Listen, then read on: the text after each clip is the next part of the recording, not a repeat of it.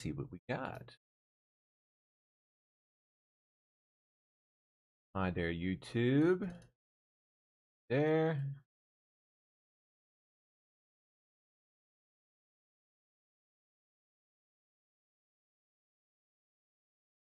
Go. All right. What's Palty been doing? Anything since this morning? No, okay. That more firings, more firings at DNI. A 5th round. Good news, in addition to the historic declassifications, transparency by the president, we are this morning executing a 5th near final round, near final, so more to come, of terminations. An approximately 30% staff reduction from merely weeks ago. Quite a bit. The intel community must protect the American people, not the political whims of the bloated and corrupt elite class. Indeed. Indeed. Okay. Okay, there we go. Let's go to the main pile.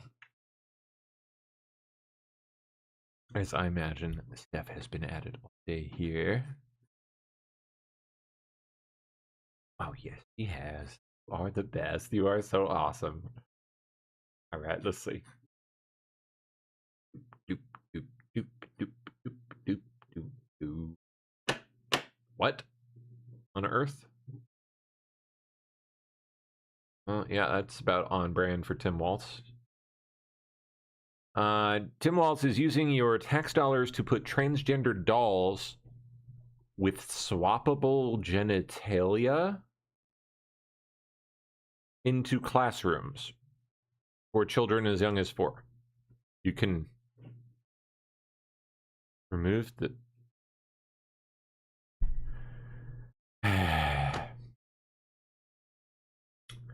Apparently, these dolls, which come with removable, interchangeable body parts, are designed to help children realize all the different options that exist for who they can be, regardless of their body parts. That's right, body parts are like clothing. You can just chop them off or add them on at will. That's right, kids. Very healthy thing to teach a child. You know, you can chop your pee-pee off and put it back on. No problemo. It's just like a shirt.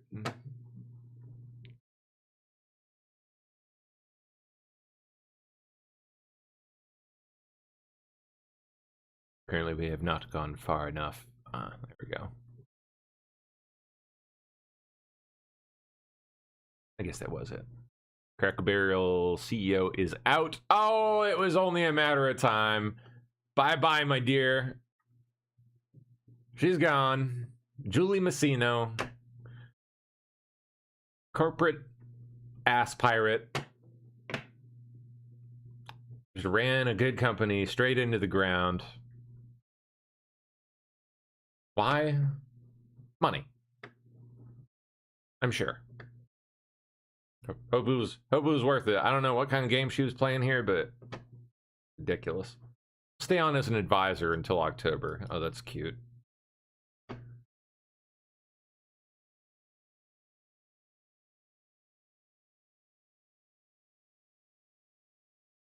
What an insane saga that was. Oh my gosh.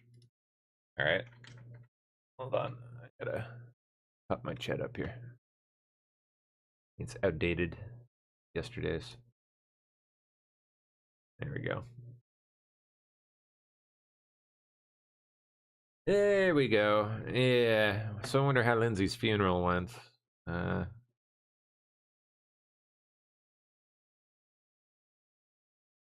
did I tag anything? Oh, I did tag Trump from that. I haven't seen it yet, but let's see. Oh, that's just the casket arriving.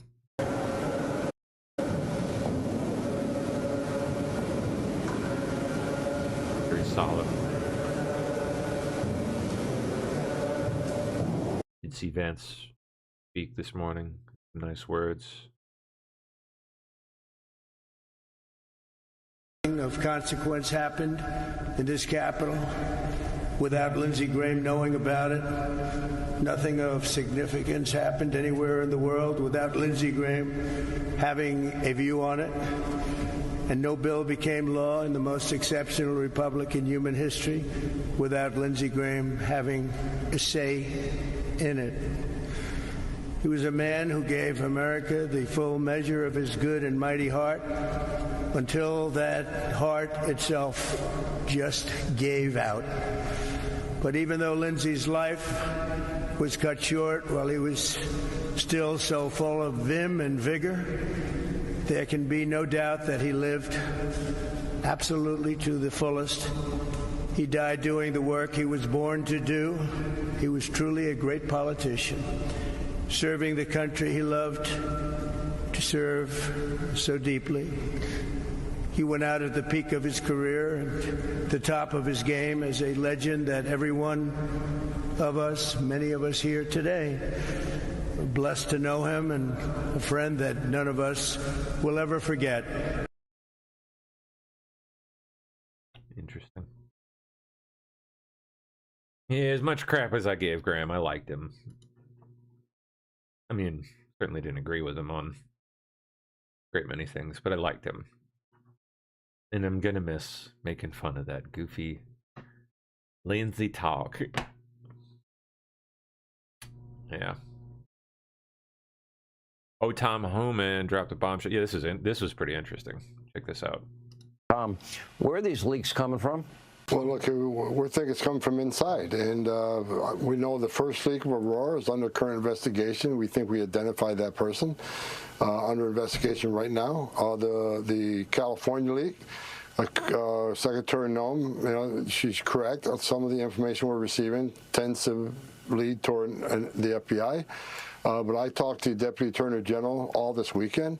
They've opened up a criminal investigation, and they have promised that not only this person lose their job and lose their pension, they're going to go to jail. They're going to criminally prosecute. So we're all over it. We got the DHS IG investigating the first one. Have a pretty good idea what happened. Can't share a lot because it's under investigation, but the IG's opened up a criminal investigation on the second one. We're sending a strong message. It's just not, giving the bad guys a heads up so they can escape apprehension. Right? We're arresting, giving, the Venezuela gang a heads up so we can't arrest them. You're putting officers' lives at risk. It's only a matter of time if we walk into a place where there's going to be a bad guy doesn't care. He's going to be sitting and wait for the officers to show up and ambush him. This is not a game. So DHS and DOJ are connected at hip to hold these people responsible in a criminal fashion. Came from inside the FBI, you say, huh? Mm-hmm. Why am I not surprised?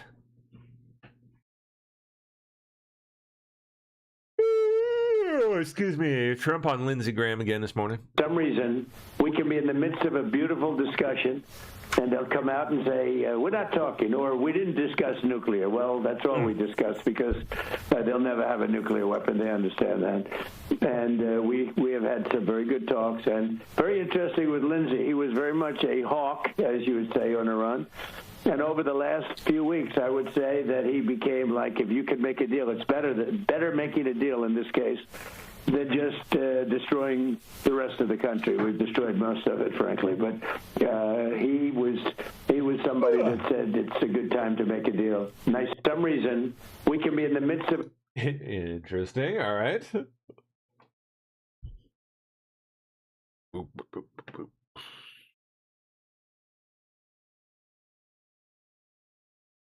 Is it? Oh, look at that. Big company is starting to hire again, defying predictions of AI wipeout. Look at that.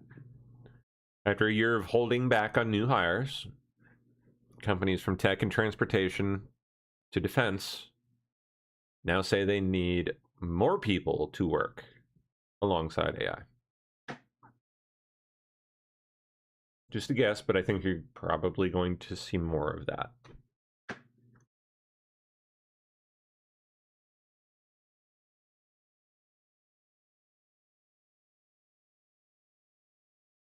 Okay, I think that's it there.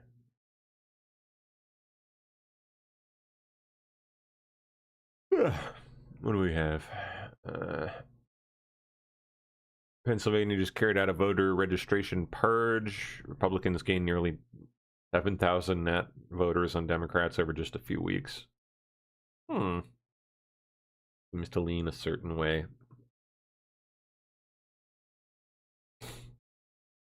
Mayor. What is this? Something about flock stuff. Okay. Insane story unfolding in Troy, New York, where a mayor who overrode her own city council's vote to end their flock camera contract by declaring a public emergency is now fuming after citizens began cutting down the cameras. Oh, let's see. Calls this an act of violence that was done by an unhinged individual. The vandals struck at 3 separate locations in the Collar City. Automated license plate reading cameras, ALPRs, also referred to as flock cameras, were destroyed sometime overnight at a time when these cameras have stirred up a great deal of controversy in the city. There's been a nationwide concern about flock cameras. Some people feel like they need to take matters into their own hands when their government is not. It's unfortunate. Deirdre Shea is with the organization Deflock Troy, a group that has been involved in a concerted effort for there to be reasonable guidelines and oversight for the data collected by the cameras. If these cameras help police solve crimes, if they help them take bad people off the streets, you could argue that that's a good thing.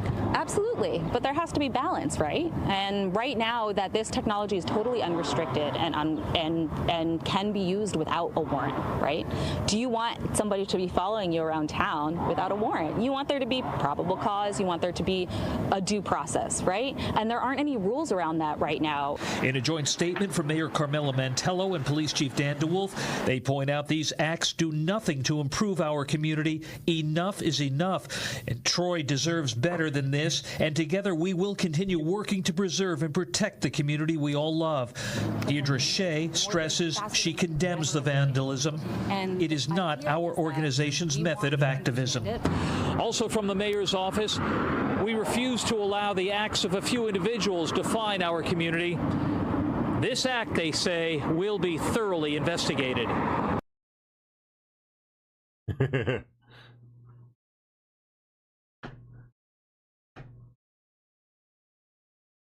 Interesting times.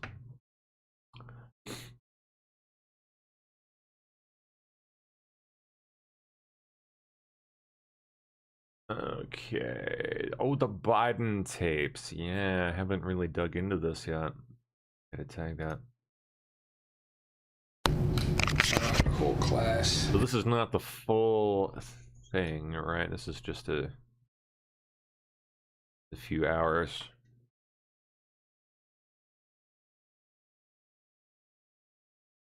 Thought the oh no, okay, so it's posted in multiple.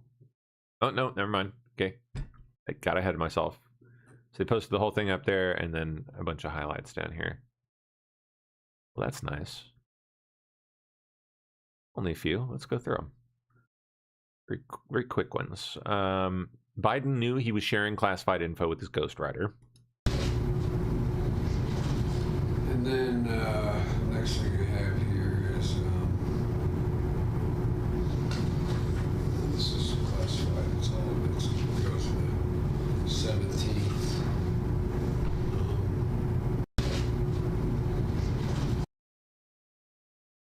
I don't know. Next thing I have here is the 17th. I think they posted the wrong clip. They intended to post the one where he says the next thing I have here is classified. Next thing I have here is that what he said? And I guess the caption's wrong. this is classified. It's all of it. It goes to Oh yeah, he does say it's classified in there. the 17th. Yeah, okay. It's just really hard to hear. So this was early on in 09. I just found all the classified stuff downstairs. So In 09, I found all the classified stuff downstairs.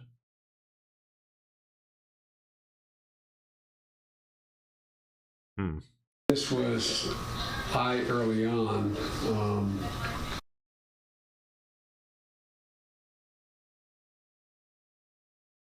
9. Was I going to ask you something else? Oh gosh. I mean, 09 would have been. That was his first year in office as VP, right? So I wonder what classified stuff that's referring to. I don't know. I mean, presumably, maybe stuff from his time in Senate.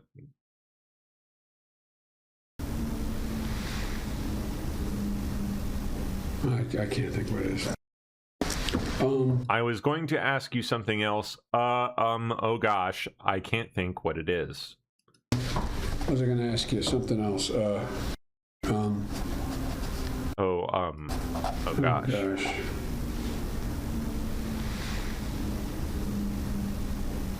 I can't think what it is. Some of this may be classified, so be careful. Okay. I'm not sure. I do not Seems to come up repeatedly. speak to,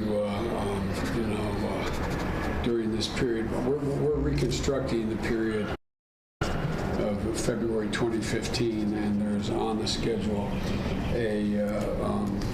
I'm in Munich, but after Angela Merkel, president's working lunch with, hang on a second.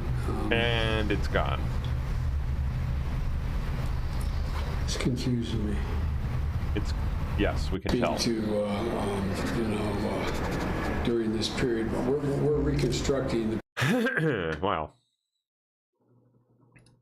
I'm told by, I guess he checked with you, in order for me to get my, get all those presidential notes I had from lunch, the luncheon meetings, I have to go to.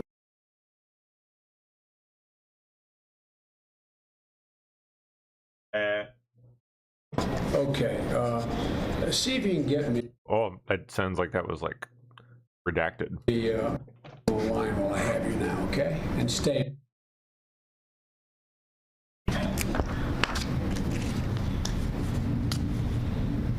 This is probably something that goes to the presidential papers. I don't think so. It was in between. I didn't want to turn them in. Right. So that's the gray area. I'm told by, I guess he checked with you, in order for me to. The gray area.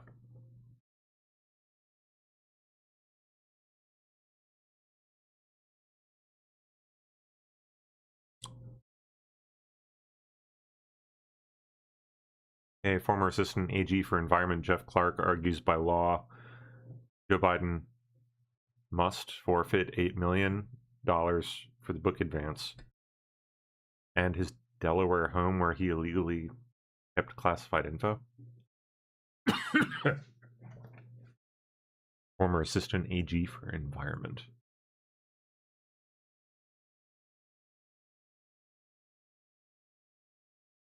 I don't know.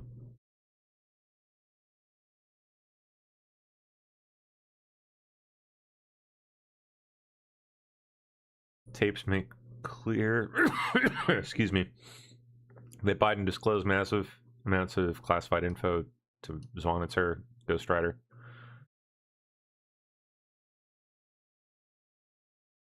Take a look at 18 U.S. Code 798D.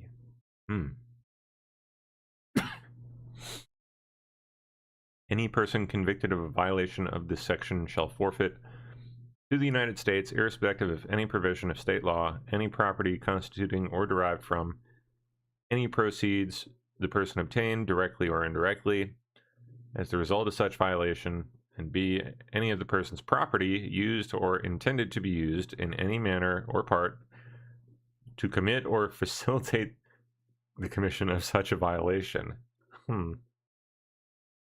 I mean, it could probably argue that. I don't know if it would stick, but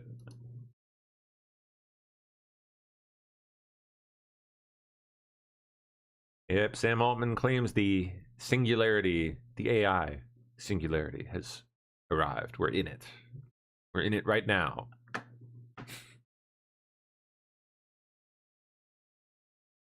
Patents for AI agents are on the rise. Really? You can do that? More than 100,000 AI-related patents were issued for the first time in 2025. I thought that they had, like, I don't know, that you couldn't do certain aspects of that. I forget what it was, but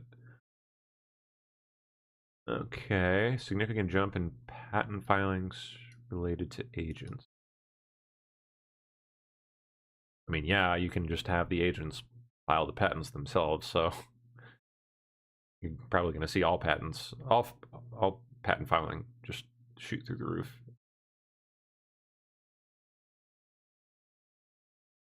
Wow. Yeesh. Generative AI accounted for 16% of patents globally. Agentic AI now comprising 15%, up from just 7% in previous analysis.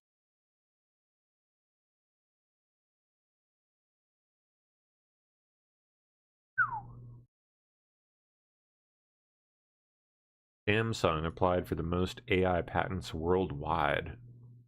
Samsung.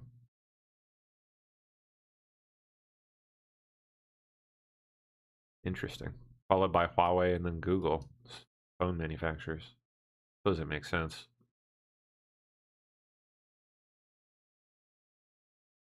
NVIDIA had the most agentic patent applications in the US, followed by Microsoft and then Google.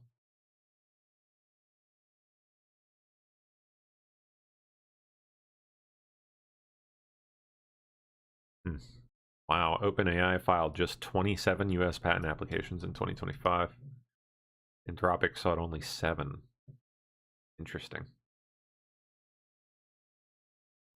I'm guessing they're probably, at least in some cases, attempting to just hide it in-house rather than disclosing through patent.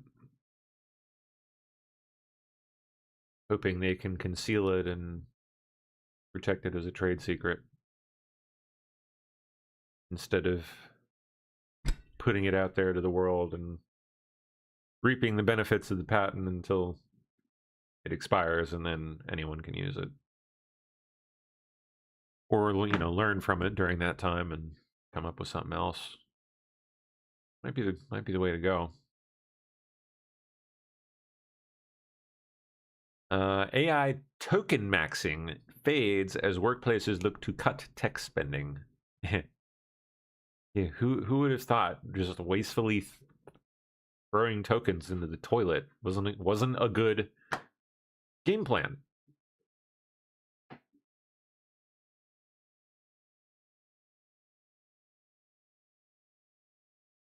Okay, corporate fad of token maxing on AI technology is hitting its limits as workplaces throwing AI at everything are seeing the costs rise without a similar spike in productivity. You can't just throw it at everything. You got to apply it to the right things. Like, what started as tech industry fueled springtime hype over squeezing as much AI generated work as possible out of products like ChatGPT and Claude has shifted to a summertime backlash. It's very easy to create something you don't need with AI. It's true. Token maxing refers to maximizing usage of tokens, the building blocks of generative AI that correspond to small pieces of text that an AI system reads or writes. Each token comprises about 3/4 of a word, around that. Typically a limit to how many you can use, with pricier versions of AI products offering higher caps.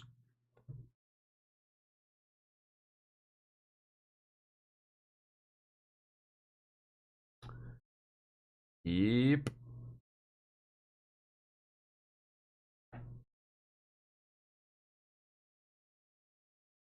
all about efficiency. You gotta be efficient. You can't just flood the tokens, man. And where are you going with it? Rep. Jim Clyburn of South Carolina said he did not know until recently what ChatGPT is. Believe it or not, I didn't know what that was until about a week ago. ChatGPT, or whatever it is, Senator Clyburn said. That's, wow. You're a policymaker and you don't know that. Okay.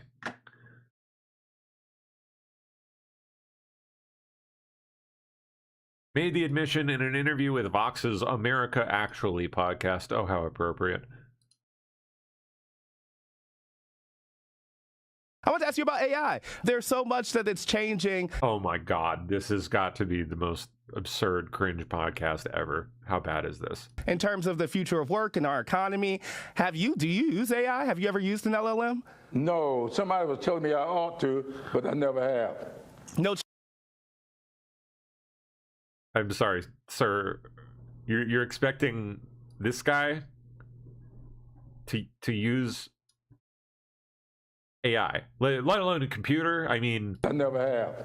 No ChatGPT, no Claude for you? Believe it or not, I didn't know what that was until about a week ago. Which one?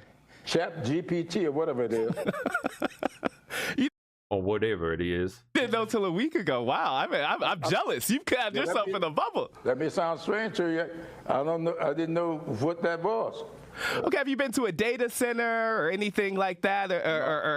No? Okay. I guess I'm wondering, like, with the speed of technological changes right now, with how much people are anxious about the ways AI and work might change because of it, how do you... Nope, he's got nothing for you. He's got nothing on that. He hasn't even thought about it. You effectively legislate as a member who is distant from some of those technological shifts that are affecting folks' lives right now? I have a great staff. Oh, so, okay, that's, but you still don't know? You know nothing about what your staff is doing, about what bills your name is attached to? You know, what? I wish I could know everything. Mm-hmm. I don't know everything. And I don't spend my time trying to learn everything. You don't have to know everything, you just gotta know enough. But what I spend my time doing is trying to... Bonkers. Mind-blowing, these people. Surround myself with people who do know stuff. I know how to legislate. I know how to build relationships. And I hire people to bring knowledge into the game that I can put to practice.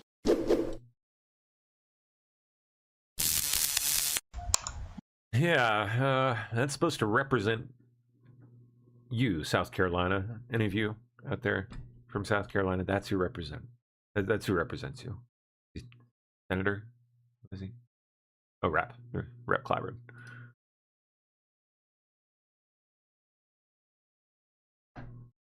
Joint Base Charleston will be renamed in honor of the late Senator Lindsey Graham. To what? Joint Base Lindsey? Joint Base Graham? Joint Base Lindsey Graham? Oh my gosh, it is. Oh dear. Oh my goodness. All right, well, there you go. More fun from South Carolina. Zelensky meeting with Lockheed Martin team.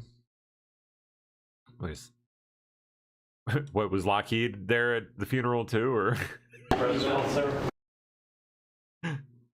Probably good buds with Lindsay. Mr. Holiday, good pleasure. To see you, sir. OJ Sanchez, good to see you, sir. Thank you. President, sir. Mr. Holiday, good pleasure. To see you, sir. OJ Sanchez, good to see you, sir. Thank you. President, sir. Mr. Holiday. Yeah, I don't know where this is.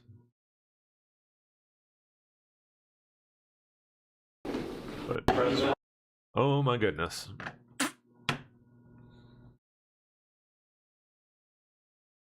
U.S. begins review of force presence in Europe. Tell me more.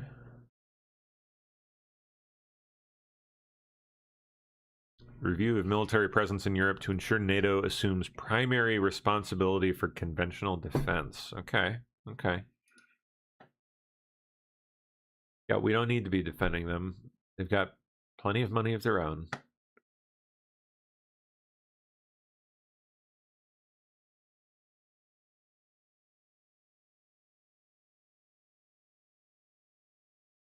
New National Military Monument at the Lincoln Memorial opens Tuesday. I have not seen this.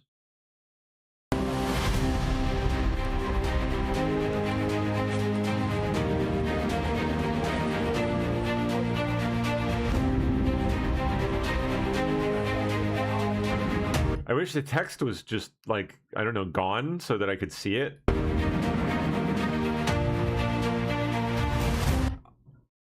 Can I just see the...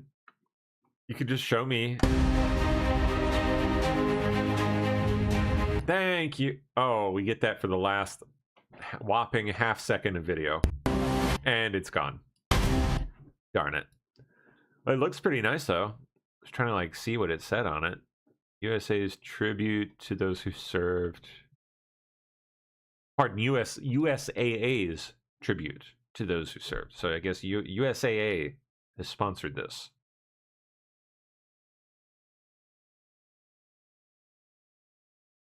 Interesting.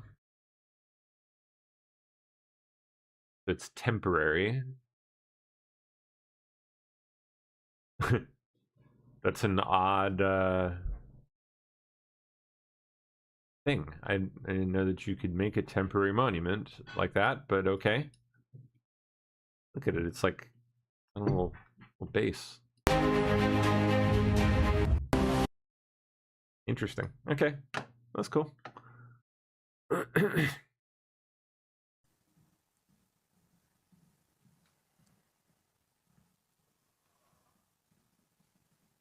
What? Hegseth just personally awarded the Mexican Border Defense Medal. Mexican Border Defense Medal to service members at the U.S. Pentagon.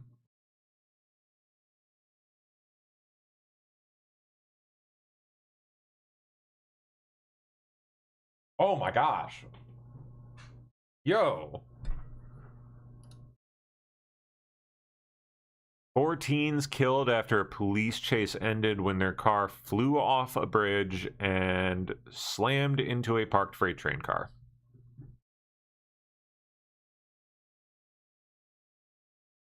I bet USA is going to total that. Oof. Jeez, dude. That is insane.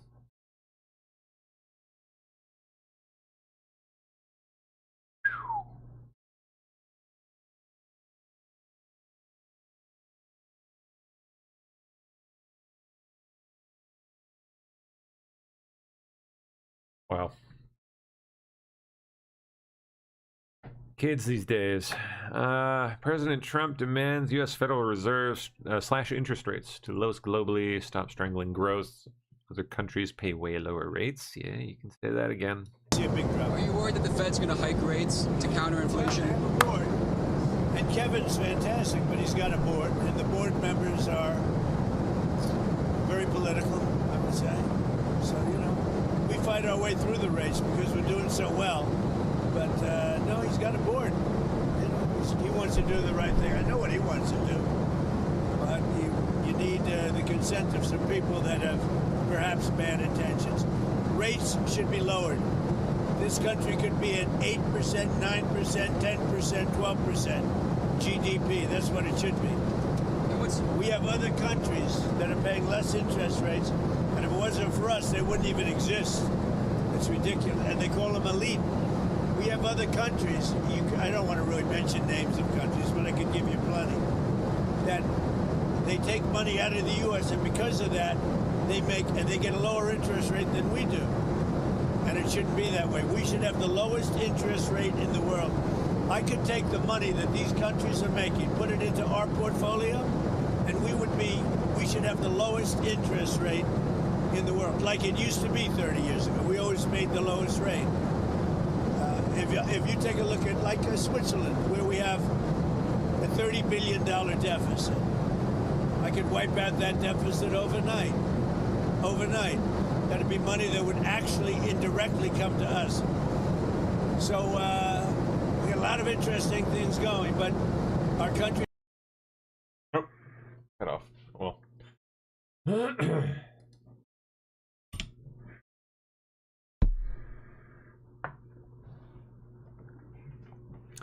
Man, 8 to 12% GDP though? Good golly. Can you imagine?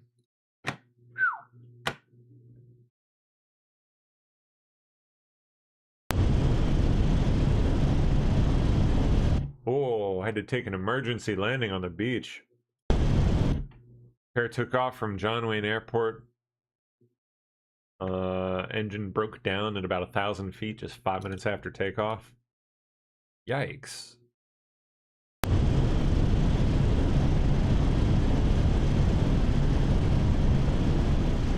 Oh God.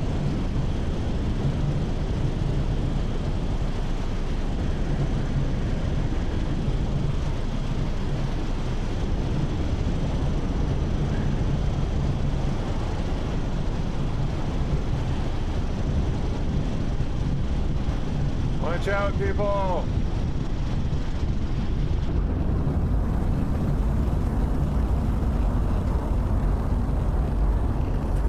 Run! Holy, there was someone up there. It's like, Griffin, we're going down. Man, that's crazy. You could see him walking right up here. Probably why it flipped off like that. It's like, Griffin, we're going down. It was Griffin's first time flying with his uncle. Propeller slows down and whatnot, and then he starts steering towards the beach. I grabbed a rock from under the wheel to remember. I still have to tell his father what happened today, my brother, but in any case, and his mother.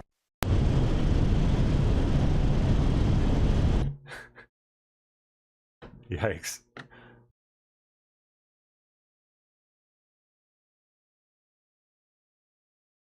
Okay, here we go. Supreme Court Justice Brett Kavanaugh at Lindsey Graham's funeral. Yeah. And did have quite a moment during the, what do you call it? I'm brain farting on the word.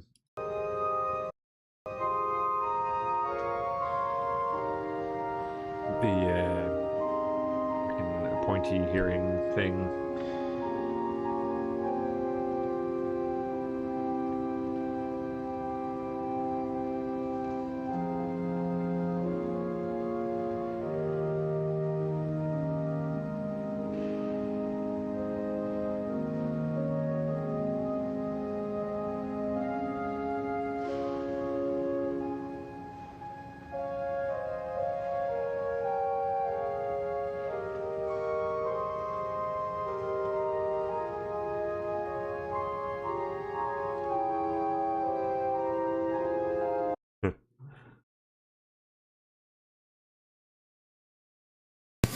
Is there a body of here it is.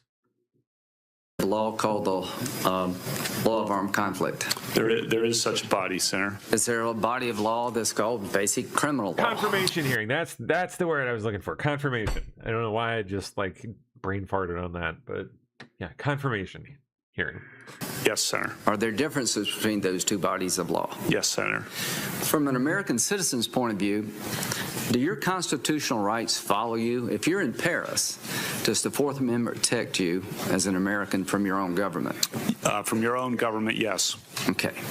So, if you're in Afghanistan, do your constitutional rights protect you against your own government? If you're an American in Afghanistan, you have constitutional rights as against the U.S. government. Is there a long-standing... That's long settled law. Isn't there also a long settled law that it goes back to the Eisentrager case? I can't remember the name of it. Yeah, Johnson versus Eisentrager. Right. That American citizens who collaborate with the enemy have considered enemy combatants. They can be. They can be. They're sometimes criminally prosecuted, sometimes treated in the military. Well, let's talk about can be. I think under Supreme Court precedent. Right. There's a Supreme Court decision that said that American citizens who collaborated with Nazi saboteurs were tried by the military. Is that correct? That is correct. I think a couple of them were executed. Yeah.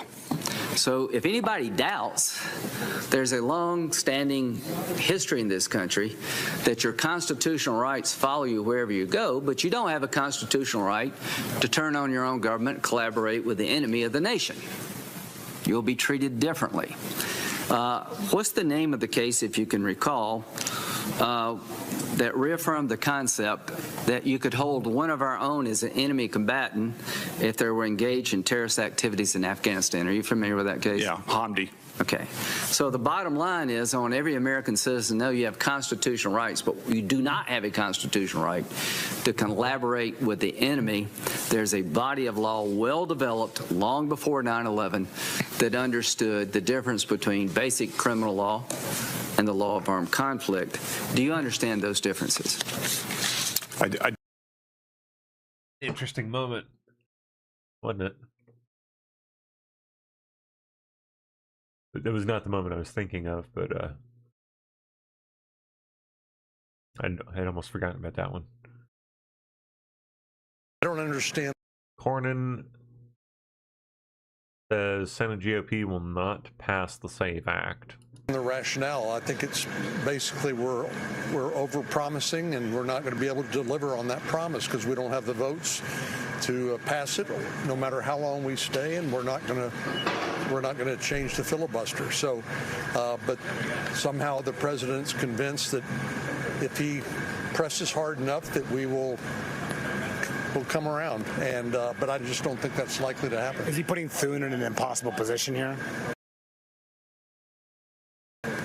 Well, I think, yeah, I wouldn't say impossible. They'll figure it out, but it's a very difficult position. I don't understand the rationale. I think it's basically we're over-promising and we're not going to be able to deliver on that promise because we don't have the votes to pass it, no matter how long we stay, and we're not going to change the filibuster. So, but somehow the president. Well, I guess we'll see.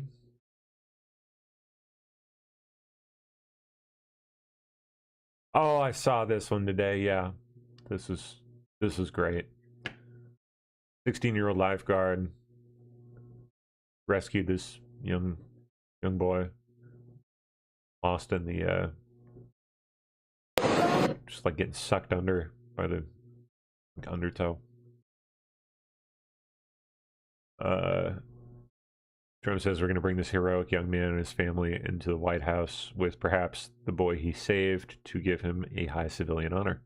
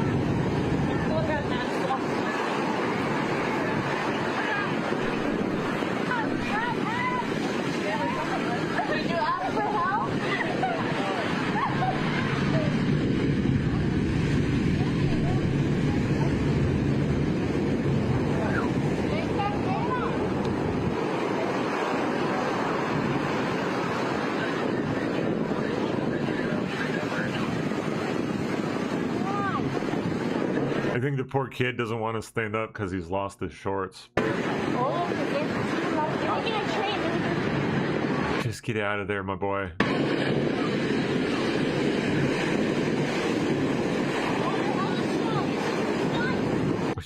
just completely exhausted. I don't know.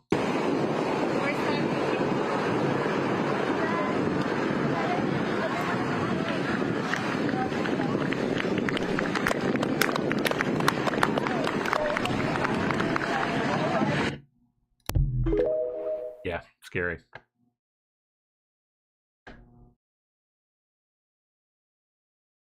It's scary when that shit hits you and you don't expect it to, like, start.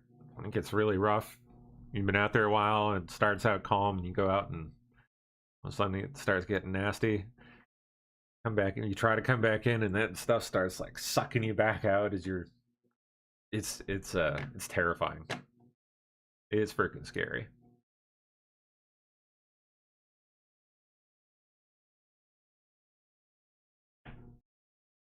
Oh my gosh, I had almost forgotten about this, but it's coming next month.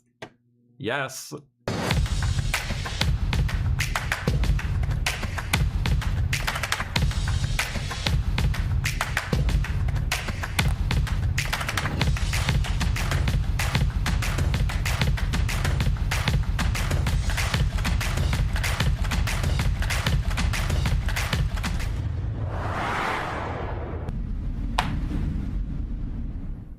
Okay.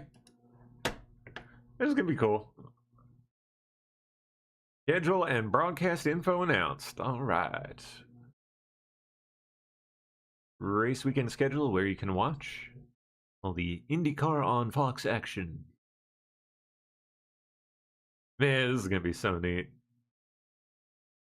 That, like, legitimately what this is going to look like. Oh my gosh. Yes. That is so sick.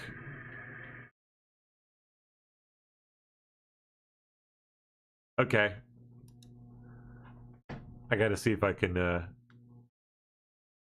talk myself into getting out there with the camera. We'll see how hot it is. Crew's preparing the streets. Yes. I mean, I think it's awesome. You know, I mean, it's bringing communities together from all sports across the nation. You know, it's really an interactive sports where people can come together.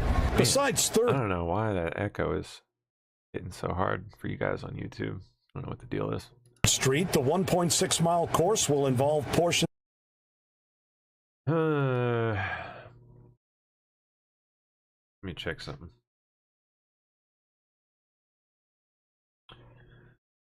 We are running slow. Why are we running slow? Ah.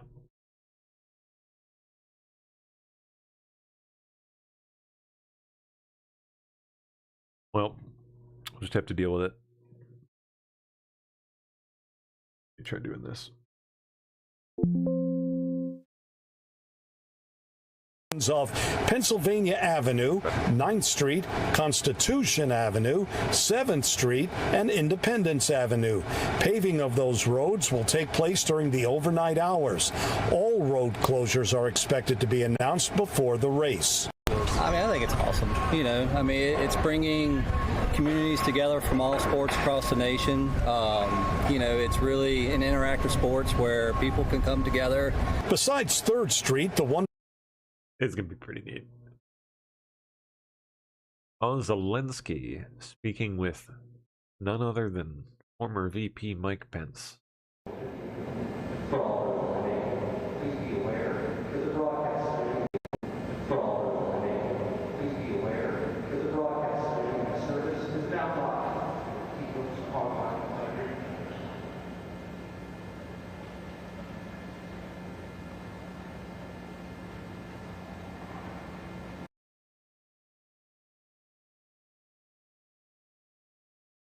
Right, rough spot. That is rough spot. Yep.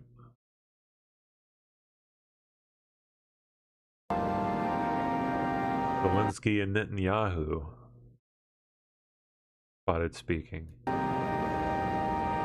Both had separate meetings with Trump earlier in the day. Would love to have been a fly on either or both of those walls.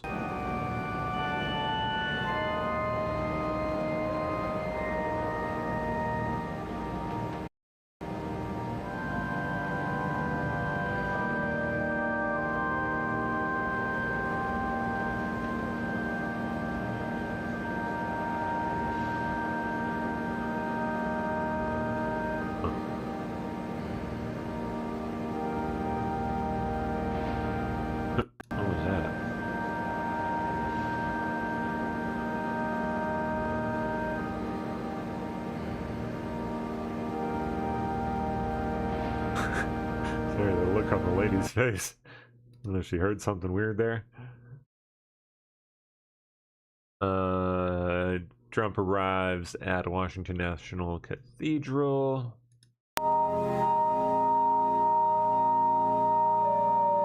Oof.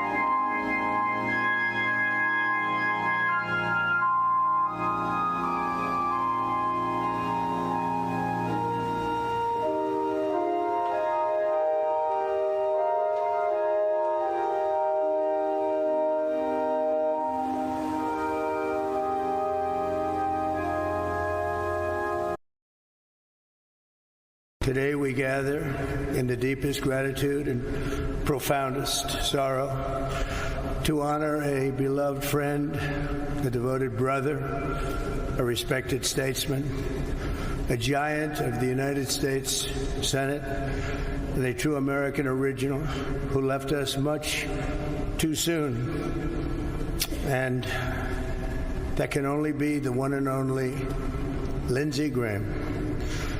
By the strength of his steadfast convictions, the force of his magnetic personality, and the goodness of his noble soul, Lindsey rose from a small town in rural South Carolina, a place he loved so much, to become a constant fixture of American politics at the highest level, and a force to be reckoned with all over the world. Today we gather. For more than 30 years, nothing of consequence. That one I played. Skip that.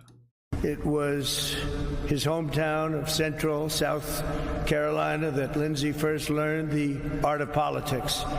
His parents ran a bar and pool hall on Main Street with a room in the back where the family spent and slept and did everything that you had to do. As Lindsey said, his father taught him the key to being a successful bar owner is that you have to be funny enough that people will keep coming back, and that you have to be tough enough that you can stay in business and thrive. A very difficult combination. For his entire storied career, that's exactly who Lindsey Graham was. He was the first person to make you laugh, and one of the last people that you've really ever wanted to fight. These were the traits that made him into one of the great figures in Senate history. It was his hometown of central South Carolina that Lindsey first learned the art of politics. His parents ran a bar and pool hall on Main Street with a room in the back where the family spent and slept and did everything that you had to do. As Lindsey said, his father taught him the key to being a successful bar owner is that you have to be funny enough that people will keep coming back, and that you have to be tough enough that you can stay in business and thrive. A very difficult combination. For his entire storied career, that's exactly who Lindsey Graham was. He was... Oh, sorry, did that loop? The first person to make you laugh, and one of the last people that you've really ever wanted to fight. These were the traits that made him into one of the great figures in Senate history.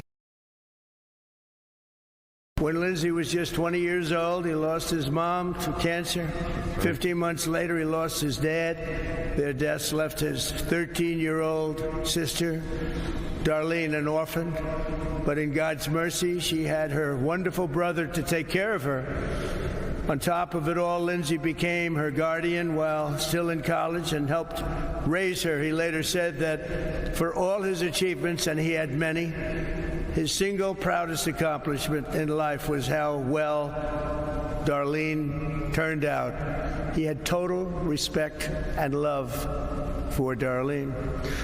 Nothing could be more fitting than that woman who was Lindsey's proudest legacy now continues his legacy of service in the U.S. Senate, a place that he cherished. And I have no doubt that he is looking down today, beaming with pride at his sister, Senator Darlene Graham. Thank you, Senator.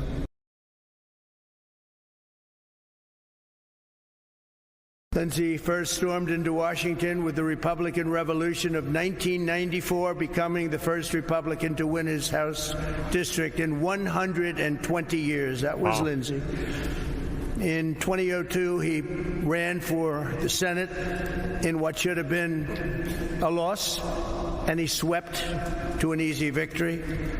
Lindsey quickly became a master at maneuvering in one of the world's great legislative bodies. He secured record funding for our military as a budget committee chairman.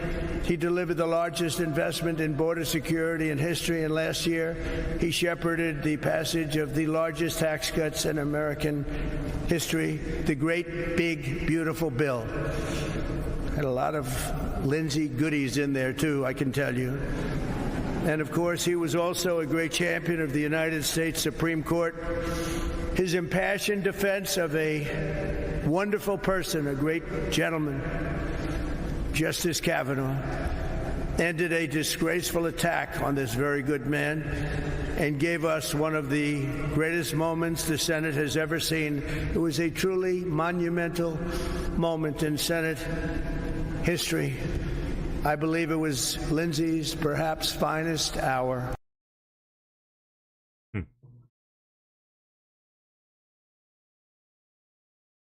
No matter how high he rose, he never forgot where he came from. There's probably not a single town in South Carolina where Lindsey did not help repair a bridge, expand a school, improve a hospital, or recover from a disaster. He was a force of nature, and I will miss him greatly. No matter how. Yet, while he was always quick to laugh and no one ever doubted the gravity of his mission, above all, Lindsey Graham believed in a strong America. He wanted a strong America. He had unwavering faith in the righteousness of American power and prayer. And he was extremely hawkish. I will tell you, he never saw a war that he didn't like. Only his true friends would understand that, but he wanted it for the good of our country. He felt in his bones that our destiny is to win, and that his job was to do everything he could to ensure our enemies would lose. It was this conviction that led him to serve 33 years in uniform in the Air Force and Air Force Reserves and Air National Guard, even while he was in office. And it was this conviction that took him as a senator to almost every country on earth, confronting America's adversaries and standing up for America's friends. He had tremendous friendships all over the world. It's a testament to his towering impact that among those mourning him here today are leaders, presidents, prime ministers from all over the globe. They're sitting right here before you. As you remember, Lindsey and I did not exactly get off to the best of starts. Running against each other. Back in 2016, Lindsey said something rather nasty on his flight to becoming the next president of the United States. So naturally, I did something that I shouldn't have done. I shared his personal cell phone number with the millions of people that happened to be watching that particular day as I made a speech, a very important speech. And I remember the number 202-228-0292 if anybody wants to give it a shot. His phone exploded. I don't remember that one. That's so crazy. I had that number for 20 years. His phone totally, I don't know what he did with it, but it exploded. That was the beginning of a friendship in a way. That's hilarious. But it was Lindsey who had the last laugh, because while I blew up his phone for one day, we became great friends, and Lindsey did not stop calling me for the next 10 years. It was not easy. I always cherish the memories of our golf games, and only because of his really, and I will say, this memorial service, it's so hard to say. A memorial service for Lindsey, it's hard to say. But I'll admit that one time Lindsey Graham and Annika Sorensen actually beat me and Gary Player together. Can you believe that? Annika played very well that day, actually. That's too funny. That's great. What a story. That pool hall where his parents raised him to the halls of the United States Senate, where he was respected and loved. The son of South Carolina became one of the most important men in the most important country on earth. In a city where politicians often become jaded and cynical, Lindsey Graham never lost the old-fashioned American idealism that brought him to the highest levels of government and life. He took his duty seriously without taking himself too seriously. He was unwavering in his principles, but always willing to listen. He always wanted to listen. And one thing about Lindsey that we all know, he never quit. You wanted him to quit, you waited for him to quit, but he would never quit. Above all, Lindsey Graham loved America, and he believed in the American people. If you shared that view, you had a friend in Lindsey. If you didn't share it, there was no fiercer or more constant opponent. Our nation needs more men and women like that great person sitting, laying, wherever he may be. I think I know where he is, and I think he's up there. I think he's watching us. I'm pretty sure of it. What? Believed in the American people. We gotta listen to that again. Shared that view, you had a friend in Lindsey. If you didn't share it, there was no fiercer or more constant opponent. Our nation needs more men and women like that great person sitting, laying, wherever he may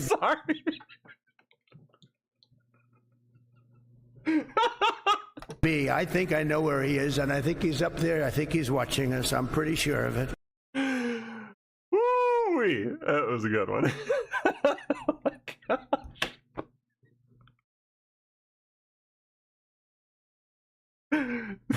That person sitting, laying. Oh my gosh. That's just too much. I don't know why I found that so funny.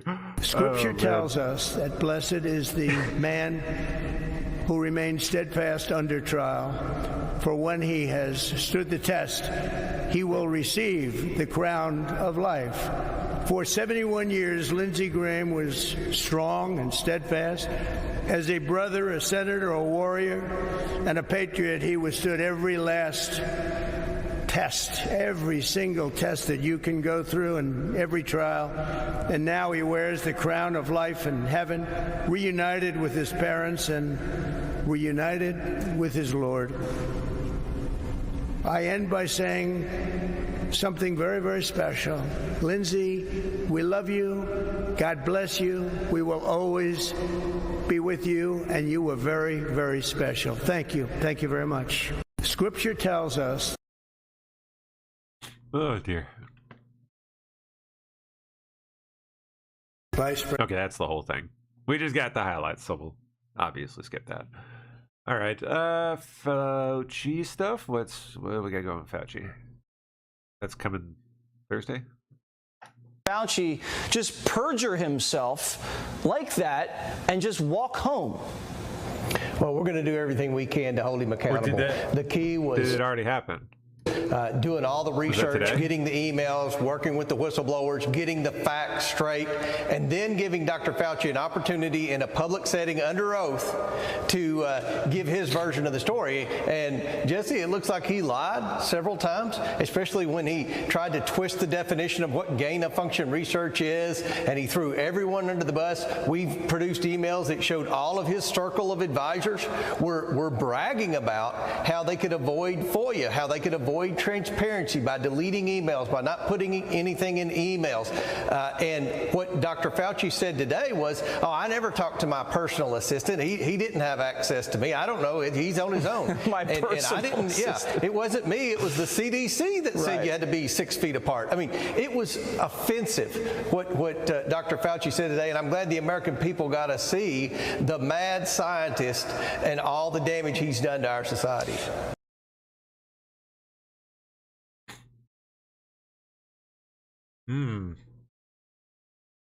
Ooh, interesting. Okay.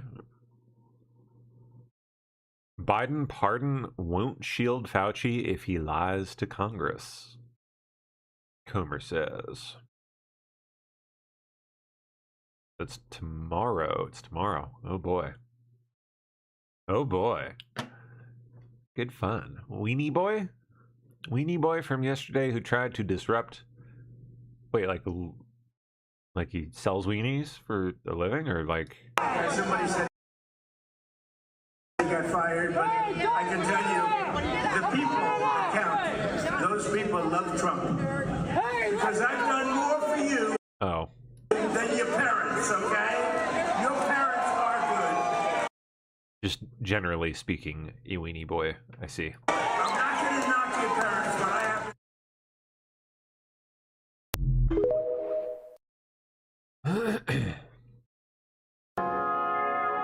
Chatting with Hegseth and Marco Netanyahu.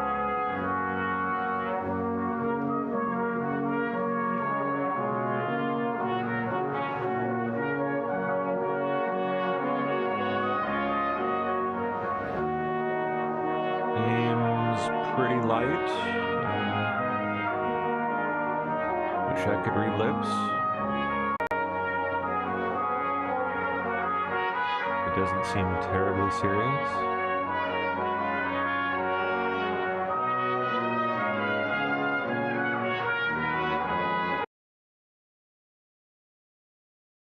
Connecticut passed a law requiring schools to insert Islamic and Arab studies into their curriculum.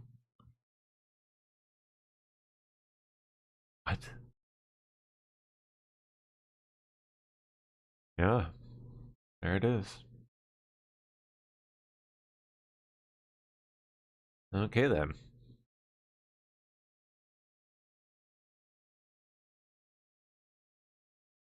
Oh, wow. American bought a Vizio smart TV from Walmart. Took it home only to apparently find you cannot use the TV unless you have a Walmart account and it's logged in on the TV. So they can track you and everything that you do near the TV and everything you do on the TV. Look at this. I buy this new TV and it's forcing me. A Walmart account is required to access your smart TV functionality.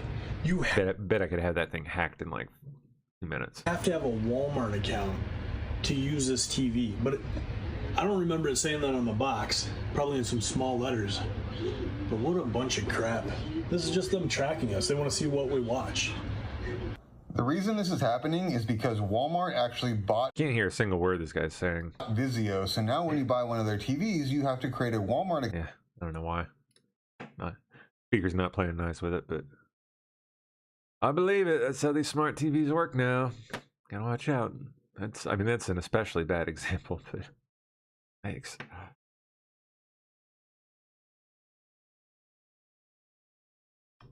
Oh, speaking of weenie boys.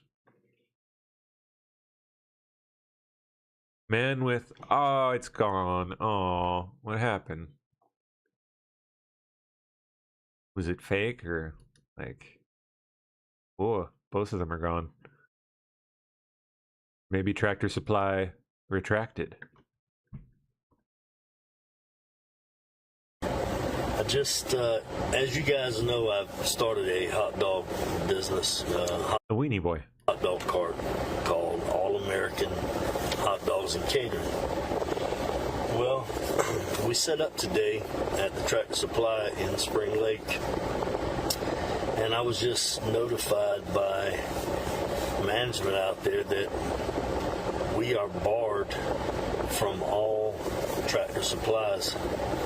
That it came down from the regional manager. Her name is Stephanie Carasso. I guess he's alleging that they banned him from the properties because he's a Trump supporter or something. No. Yeah, I don't know why the posts are deleted. That's weird. Pentagon strips name of Obama spy chief accused of lying to Congress off of auditorium. Which one would this be? Crapper.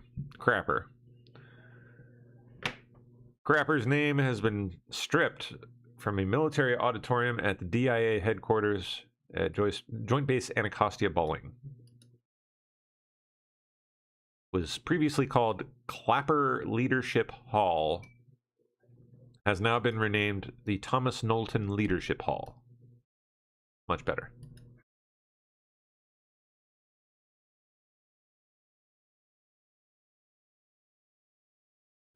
Trump pushing RFK Jr. to pursue reducing childhood vaccines. Yeah, get on that. You got like 6 months, please.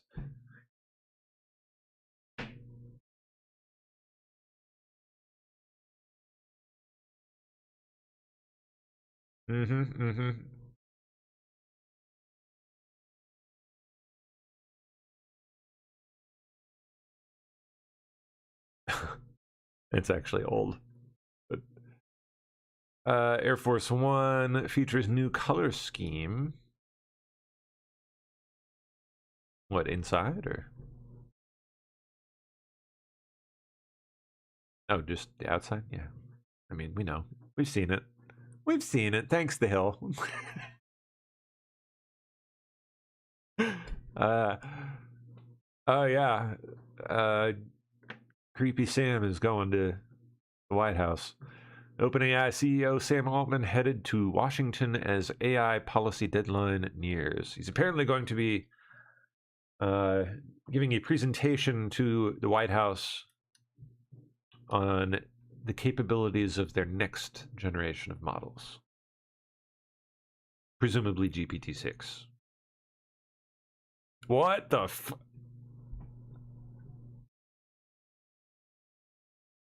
And another thing, you think I'm gonna let y'all broke down Tonka truck minded motherfuckers make me feel bad for wanting to live better?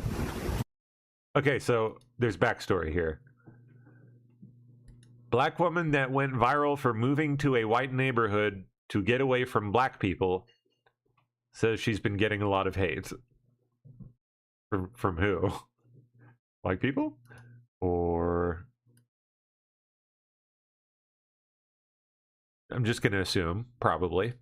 And another thing, you think I'm gonna let y'all broke down Tonka truck minded motherfuckers Tonka truck minded make me feel bad for wanting to live better? You think I'm gonna let you goddamn foot draggers, goddamn underbrain developed motherfuckers make me feel bad for wanting to have peace in my life?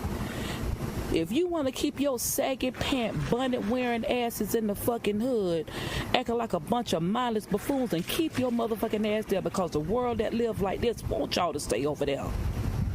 So don't fuck with me because I want that little boy back there under the water having a good time happy. Are you fucking nuts? And that's the problem, because a lot of black people think that living like that is normal. I'm here to tell you, the ghettos are not normal. Living like that is not fucking normal. That lets me know you got a mental arrested development and you need help and prayer.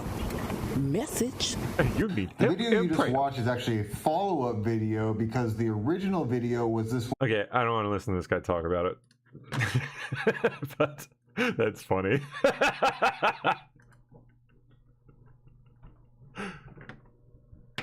Wow. Guess you can't really blame her. Could probably ease off the GDs a little bit, but you know, hey, I could ease off the F-bomb. So where do we go? Come back here. What's this little pipsqueak's name again? Hog. David, you were a part of the DNC until June of last year. Yeah, that's right. They didn't like him. Committee members voted to hold new elections for your post and a fellow vice chair. And this came after you told the New York Times that you plan to spend millions to bring generational change to the party. Knowing what you know now about the committee, what you've seen from Ken Martin, are you surprised at all by these reports? No, unfortunately, I am disappointed to see them, but I'm far from surprised. I saw the writing on the wall early on. I remember talking about some of the issues that were going on that helped to decide the election. Let's remember here, one of the main things that Chair Ken Martin ran on releasing was an autopsy report that would bring real accountability to the DNC, and that was totally fumbled, where there was no mention of Gaza, there was no mention of inflation, there was no mention of the president's age, or any actual issues that decided the election, and they couldn't even be bothered to include a conclusion in that. Then you add on top of that it's now been 18 months, and they had to put the building up as collateral, and they're $2 million in debt, and then you juxtapose that with the progressive movement and what's going on out there. It's incredibly sad to see the DNC and the committee at this point, and it could not be more clear that he's unfit to lead. We need somebody who can actually raise money and also not throw his phone at staff.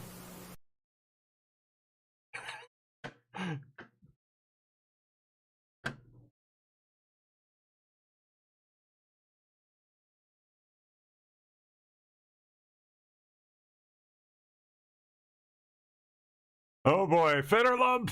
Fetterlump! All right, what's he up to? So, Congressman, should you call out the... Oh, I guess it's just some ECCC hag bitching about Fetterlump? Democratic Socialists and police your kind of ranks and repudiate the platform of the Democratic Socialists of America? First of all, I think you're talking about some races in bright blue districts in a few parts of the country. The folks in Iowa who want representatives to stand up for them aren't interested in who is running for... I was not blowing a kiss to Manu Raju. That was... Radix was walking by. ...election in New York City. I promise. You couldn't see her, but she was there. They're focused on who's going to stand up to represent But what about them. Democratic leaders? Should you guys repudiate it? The path for the majority is through these swing districts across the country. So, Congressman, should you call out...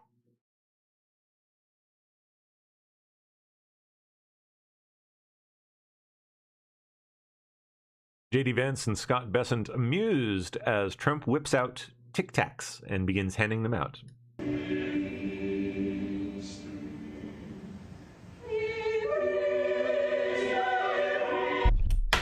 Do you want a Tic Tac? I've got Tic Tacs.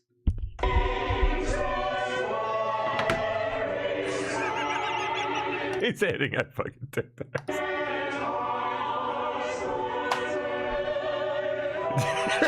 He's zoom in on it.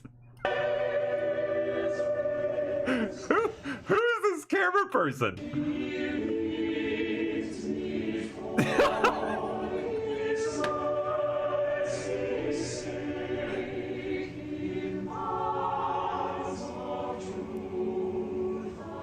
That's great.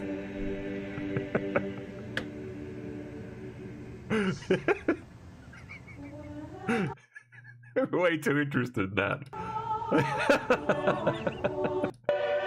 Look at this. Like, what do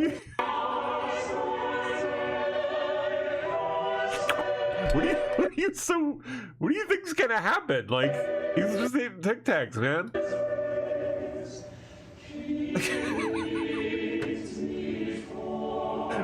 Golly. It was a strange day.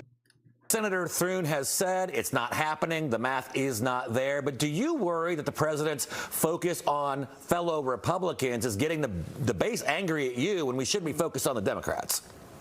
No one has worked harder than President Trump to make certain that we exercise election integrity. And those of us that comprise the steering committee, which is the conservatives in the Senate, have been saying for months, we will stay here weekends and until we can get this passed, because we know this is important. Now, you and I talked last week about breaking this bill apart and doing one piece at a time. And as you know, last Monday night, I led our senators on the floor in pushing forward with just show a voter ID, that portion of the bill. So we're saying whatever it takes, if it is staying here, if it's breaking the bill in pieces, doing pieces one at a time, whatever we need to do to make certain that we pass the SAVE Act is what we need to do. And we're all in on getting the SAVE Act passed. Before we go, we shall see, Marsha. We shall see. Senator Rand Paul confirms Anthony Fauci can be prosecuted despite the auto-pen pardon if Fauci lies before his committee tomorrow. Let's see. Oh, come on. He's going to testify in front of Rand Paul's committee this week. He has immunity against all of the things that he did prior to President Biden signing, or the electronic pen signing his pardon, but he could perjure himself now. So there are many things that he said that we know are lies, and Rand Paul presumably is going to ask him about those things. And if he lies again, then he could be subject to perjury prosecution. He's going.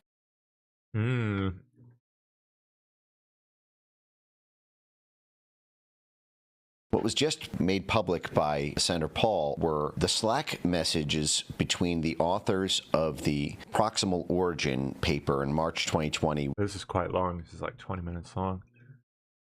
From a couple of days ago. USA, DARPA, and the risk of solving the COVID mystery. Oh, yeah. That would be very uncomfortable for a lot of people, I imagine. I want to check that out later. Or if we run out of stuff here, we'll come back to it. Or Megyn Kelly reads 2 damning Fauci diary entries. Okay, let's sign me up. Fauci diaries? Yes. So like a little girl. Fauci knew in January of 2020. January. The COVID pandemic hit America the middle of March 2020. He knew in January that the, quote, market was not the source. It was the amplifier. He wrote in his diary on January 26th, now we know the market was not the source. It was the amplifier. So he knew that. Then we get to February 1st, 2020, and 12 scientists and he get together. Only 2 concluded this had a natural origin. Per Fauci's own notes, quote, the rest felt that deliberate insertion was possible. Deliberate insertion of the cleavage site, basically the piece of the COVID virus that made it more transmissible and more deadly to humans. It was man inserted. They could tell.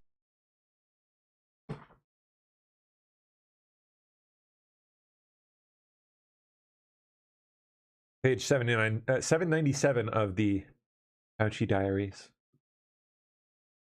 reveals Nancy Pelosi and the Biden White House muzzled Fauci. How so? Steve Scalise and House Republicans held our first COVID origin forum in 2021 and called on Fauci to testify. That's right. When Democrats were in control, Pelosi and the White House told him no way. Huh.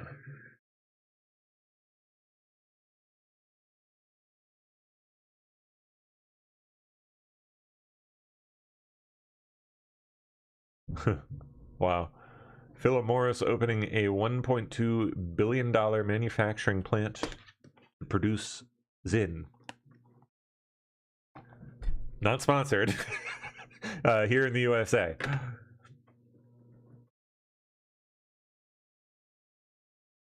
This story is, I think, extra interesting on top of yesterday's because I actually... Now, what do we got here? Okay, Natalie Winters. Leaked documents expose CCP pay-for-play trips that changed how top American journalists covered China. Oh, that's the whole idea of the trips. About the internal document where they're talking about the price of the trips, and they're talking about, you can see the internal like kind of commentary about how they're celebrating that they literally changed these people's opinions about China. One quote from a CCP academic who helped run the tour was, quote, "You made the change." They were praising all the Chinese Communist Party members they met with, saying that they had changed their coverage. They have a whole paper talking about the articles that these people published. They were running polling on these people, and they concluded that 70% of these these American journalists, they call them opinion leaders, who visited China, had, quote, improved opinions of the country afterward. A senior Financial Times editor in one of the little blurbs said that he will never think or write about China again without reflecting on the trip. A radio host said it changed his perception of China in, quote, 100 ways. The cost for just one delegation in 2012, it's unclear if it's per person or the whole thing, was $60,000. I don't think it costs $60,000 to fly someone to China and put them up in a hotel. So we're going to dig into that a little bit. I mean, that kind of depends on what you're doing with the person, doesn't it? More. But that individual who was part of that trip, the articles that they praised from him were articles titled, quote, "Why China and the U.S. Can Be Capitalist Comrades." Of course, all these people oppose tariffs. You gotta be, whoa, hold on. Who said this? This is the title of the art that they praised from him were articles titled, quote, "Why China and the U.S. Can Be Capitalist Comrades." Capitalist Comrades. Of course, all these people oppose tariffs. Literally one of them, and I quote, that Xi Jinping is the reasonable adult in President Trump's trade war. That's adorable. And that being scared about Beijing, according to David Ignatius, is, quote, scare talk, and that decoupling could, quote, backfire. Some of these names are Jill Abramson, the managing editor at the New York Times, David Brooks, how about that, columnist. Oh, why am I not surprised? Libtard king himself, David Brooks. New York Times. Juan Williams, senior political analyst, NPR. David Ignatius, associate editor and columnist, The Washington Post. Oh boy, well, never mind. Eugene Robinson, columnist and associate editor of The Washington Post. I like to asterisk the ones that sometimes make it into your cold opens because there's a lot of them. Travis Smiley, host at PBS and PRI. Ruth Marcus, columnist, The Washington Post. Howard Feynman, editorial director, The Huffington Post. This is quite a big one. John Harris, the editor-in-chief. Anyone from The Atlantic in there, I imagine, probably. Chief at Politico and actual co-founder. Fred Hyatt, editorial page editor and columnist, The Washington Post. Clarence Page, Chicago Tribune. Brian Lehrer, host at WNYC. Rana Forhar, deputy editor at Newsweek. Clive Crook, senior editor of The Atlantic. Bloomberg View columnist. John Gapper, associate editor and columnist, Financial Times. Winnie O'Kelly, deputy business editor at the New York Times. Nicholas Goldberg, editor of the editorial pages, LA Times. Jonathan Tepperman, managing editor, Foreign Affairs. Gary Silverman, U.S. News editor. These people, like this specific list of people, I know I've talked in weeks gone by about the DC event circuit and how sick it is. That's these people. All these people. They just literally run a circuit of these, and they just get fed hors d'oeuvres and champagne and get slobbed on by, well, other losers like them, and moneyed interests and all kinds of things. It's disgusting. Deputy managing editor, Financial Times. Charles Cook, of the publisher of the Cook. And they all just sit there patting each other on the back. Political little back scratching, mutual back scratching too. Henry Finder, the editor. It is just such a disgusting system, especially when you see it up close. Like the amount of money that goes into these events that they go to it's sick. Editorial director of The New Yorker. Hundreds of millions, billions. John Byrne, executive editor, Business Week. Adam Kushner, executive editor, National Journal. Rika Basu, columnist, Des Moines Register. Brian Gallagher, editorial page editor, USA Today. And Steve, can I just add one thing? For all these names that I have now said, we're probably over 50, including yesterday and today. No defamation lawsuits here. Actually, no inbound or people even saying that I'm wrong. Now, I think all these people they want to avoid discovery. Literally, just saw Ignatius and Brooks at one of these events. Or, heading into one, not even a few weeks ago. Waiting in line like a good boy to have his ID checked. Complaining the entire way. I'm not kidding. It's ridiculous. Secret advice Kamala Harris gave Gavin Newsom's ex-lover after affair scandal broke. What? Kind of. Oh, Ruby Rippey. Newsom's former mistress, Ruby Rippey, described their fling in an explosive tell-all Vanity Fair piece. The scandal, publicly revealed in 2007, nearly caused Newsom's downfall early in his political career. Yeah, they don't care about that. Famously confessed to the ordeal to the public in a stunning press conference that same year. At the time of the affair, Rippey was married to Newsom's friend and top aide, Alex Turk. Ooh. That's dirty.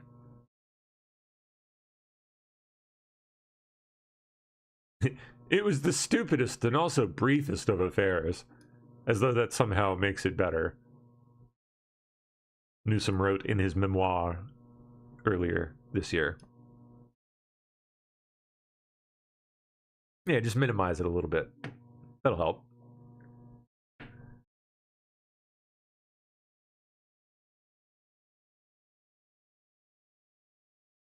So what did Harris say? That's what I'm looking for here.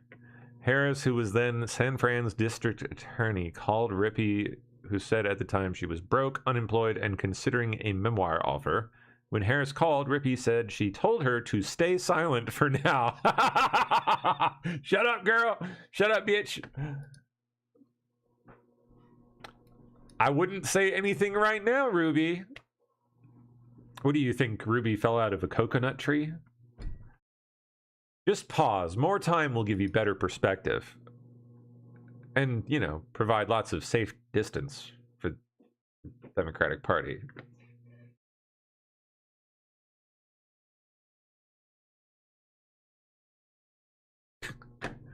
Best advice she received. That's cute.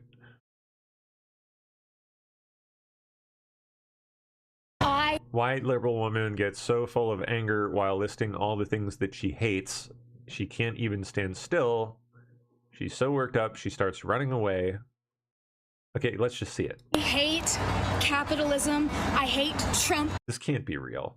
and his whole administration. I hate the state of Israel and Netanyahu, that blue-eyed demon, Erica Kirk, and her whole thing. I hate billionaires and trillionaires. Why the fuck do we have a trillionaire when people are starving to death? We have the resources to have such God, this performative TikTok shit has gotten so out of hand. an easy life, and I hate our healthcare system. I hate AI. I hate corporations. I hate the whole damn thing. People have revolted for less. What are we doing? You're making shitty TikTok videos of you dancing around like a retard. This woman is... Need to unlock your iPhone first. Shut up, Siri.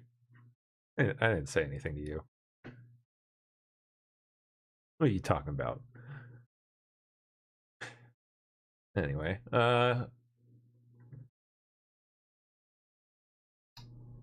everyone needs to read Mitch McConnell's statement from yesterday. Oh, he made a statement yesterday.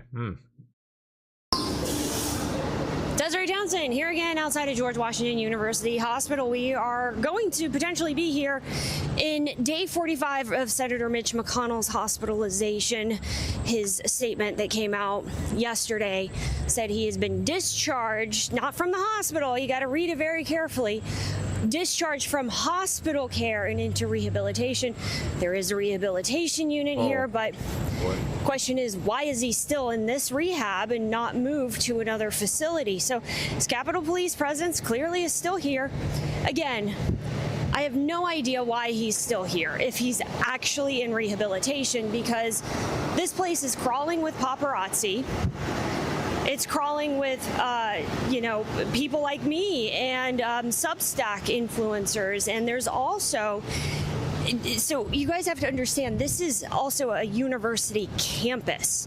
So there's a school here. So there's college students all over this entire facility. So why in the world would you be keeping Senator Mitch McConnell here unless he cannot be moved?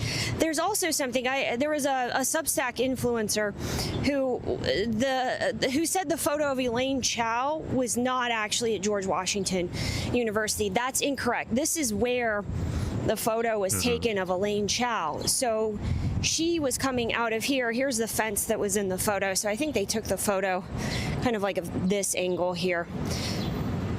Anyhow, he's still here in quote unquote rehabilitation for almost 7 weeks for something that was only a fall with no broken bones or complications and a mild pneumonia. So none of this is adding up whatsoever. Little weird. So I just got a notification that rolled in that says PSP's overdrawn. We're overdrawn. So I gotta like beg for money right now.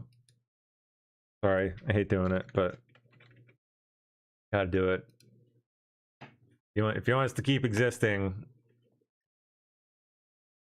a little bit, $5 here and there from a good chunk of people every so often, we'll do it.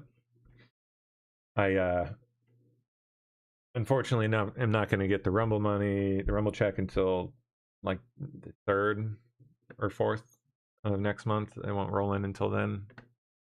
So in a little to tide us over until then, or PSP is going to be in trouble.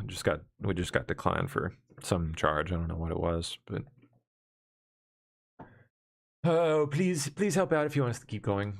Oh, and I might have some stuff to show off here in a second.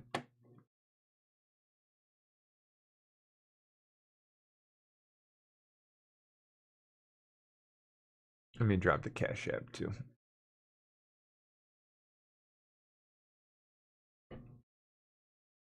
Either Donut Box or Cash App works just fine. And you can, of course, always use the P.O. Box. It should be scrolling somewhere on the screen at the very bottom.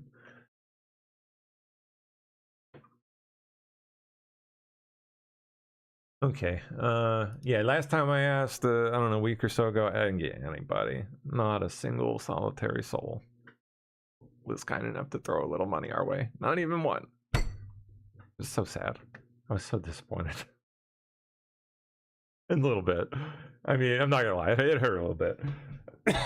But I know someone is gonna help out today. So hopefully multiple someones, because I think we're gonna need it. So let me pop my laptop in here, see if I can show you guys the app. It's come quite a long way since you last saw it. Still quite a ways to go, but it's now much more Turn my volume down there. Much more recognizable as an app now. Looking much cleaner and more professional, and just better designed all around. Let's see here. There it is.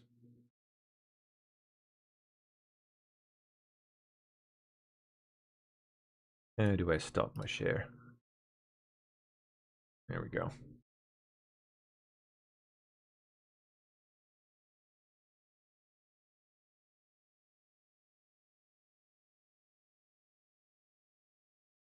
There it is. Rendering in a browser right now, just as a mock-up.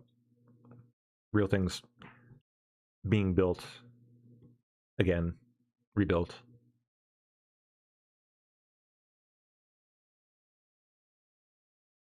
But much closer to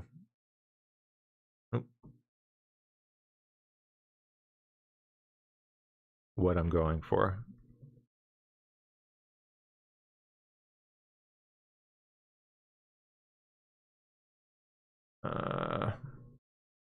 Well, it won't actually, I can't actually put anything through yet because it's not piped into anything. So just to mock up, UI.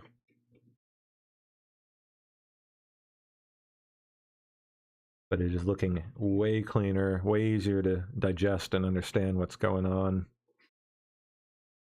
A little chat space right there to chat with your AI analyst. Cases on the left side.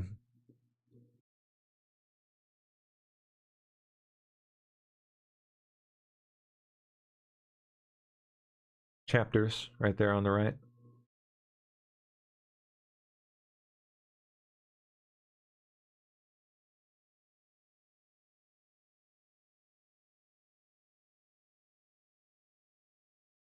It'll continue to grow and improve, get a little more intuitive. Come a long way in like 2 days. But eventually, this thing will be able to, you can just basically hit the play button up top and set it on a topic and just watch it research unattended, gathering evidence on a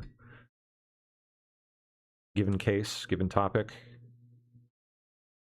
Soon enough, I'll start wiring in external sources, like live updated inputs that you can kind of like, how can I explain this? Like, you can set it up so on like a given topic, say like Crossfire Hurricane or Russiagate, anytime any news or quote or further developments from Senate testimony or something, anything relating to that case, any news, anything fresh rolls in, it'll automatically see that, ingest it, analyze the whole case for anything relevant to that news, anything that news is relevant to, and update you on anything you want it to be updated on. Should, if it does its job right, like basically beat the news to stuff. Beat the news like that, like into finding relevant info in document dumps and basically everything. We'll see how far I can go with it, but it's gonna get really fun when I get it really dialed in. And I know it still might not be making total sense to some of you just yet, but you'll see. You'll see soon.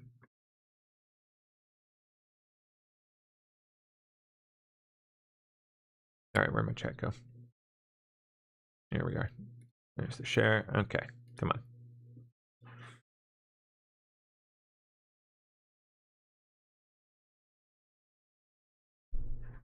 All right, what's next? Oh, did we have one person? Did we get one person? 2 people, yay! Oh, thank you guys.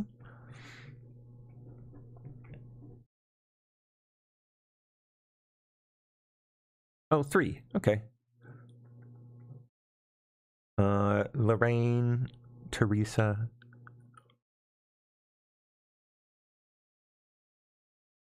Oh, and okay, James and Linda. Thank you guys. There's one from Cash App I missed. 10, 25, 100. That'll get us, I think that'll get us close to zeroing out, so thank you guys. All right. Let me keep going here. We got like 15 minutes left or so. Oh, what's going on with this Guthrie story? Savannah Guthrie. Nancy Guthrie releases another emotional video pleading with her mother's kidnappers to reveal where she is and help bring her home. I don't think that's happening at this point. We have done our part. The whole thing is just so bizarre. We will never stop looking for her. The world can be a cruel and unforgiving place, and I know that you have tried to do things the right way. So I'm asking you, begging you, to do the right thing now. Make the right choice.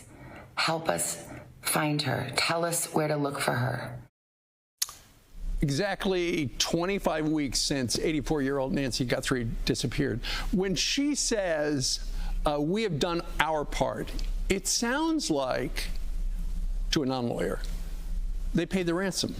What does it sound like to you? Yeah, that's interesting. I think that what she's essentially communicating is that we've communicated in good faith. We've tried to follow through on what you've asked. It's funny, I didn't when first listening to it, I did not take that away from it, but that could be the communication as well. I think some takeaways you can make from this is, one, I don't think any of these communications that she's made like this have been without some sort of law enforcement involvement. So I think this is at the direction of law enforcement, likely the FBI. Interesting.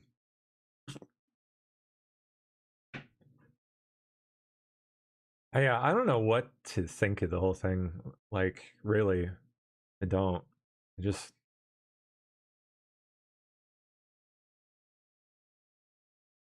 Yeah, I don't know. I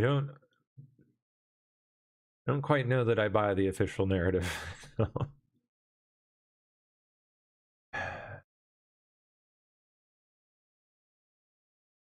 Trump admin to ban new Chinese robots and inverters protecting USAI. Unitree.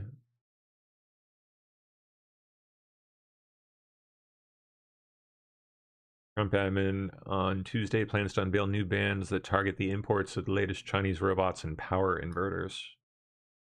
Power inverters? Wonder why that.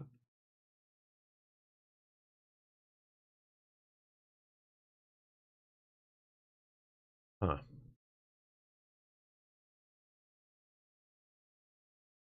Okay. Plans to roll out new measures which bar Chinese imports of new humanoid and quadruped robots, in addition to connected power inverters, which enable renewable energy sources and batteries to connect to grids and data center equipment. That I can see why, yeah. Aiming to safeguard U.S. artificial intelligence supply chain from Chinese threats of disruption, which you bet they're going for, have been for a while. Data theft, cyber attacks. Oh, yeah. Interesting.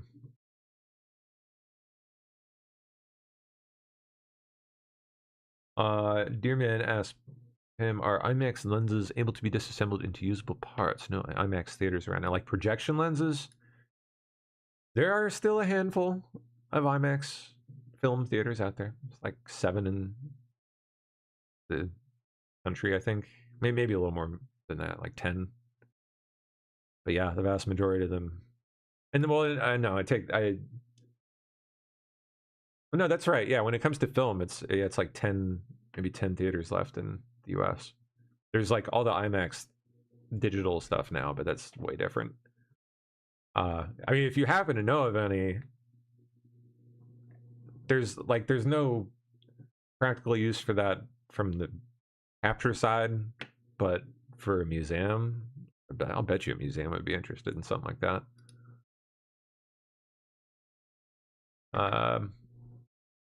Did we skip something here? Yeah, we did. Georgia school shooter Colt Gray sentenced to life in prison without parole. I don't know which one this was. Appalachia High School, September 2024. Got two teachers and 2 students, and wounded 9 others. Ugh.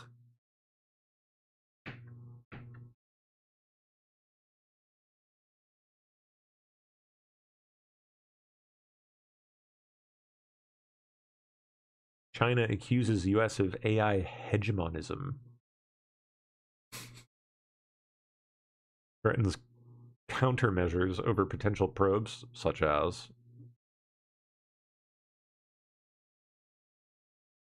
Okay, the ministry said Washington was threatening Chinese companies with punishment based on allegations they use distillation to copy advanced US AI models, which they do. Despite what it called a lack of factual or legal grounds. Yeah, distillation is conveniently difficult to prove, but whatever. They're doing it. Model distillation is a widely used AI training technique in which developers use the outputs of a more capable model to train or improve another system. Yep. Okay, so what are they saying here? For any action that causes substantive harm to Chinese interests, China will take all necessary measures to firmly safeguard its legitimate rights and interests.